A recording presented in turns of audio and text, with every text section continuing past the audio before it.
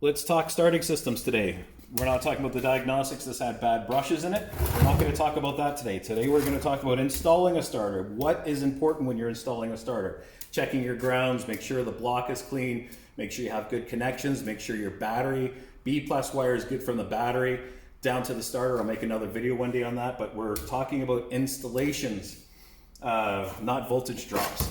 Today you're going to be installing the starter, but the moment you install the starter, if you're installing it, you're noticing, see how people are hitting on this case? When you're installing the starter, this is going to be buttoned up against the block, actually this way here.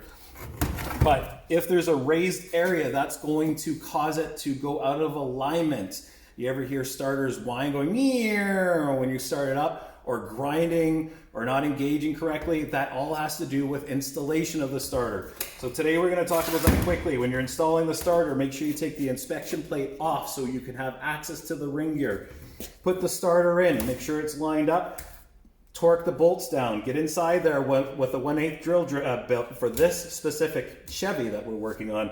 In between the teeth, where the teeth are on the ring gear, is going to be close to the shaft. So if you come in close to the shaft here, that 1/8 ring, 1/8 drill bit or Allen key or whatever you have, that will work as long as it's 1/8. You want to make sure that this is installed and this will make contact, just slight contact with the shaft and the ring gear.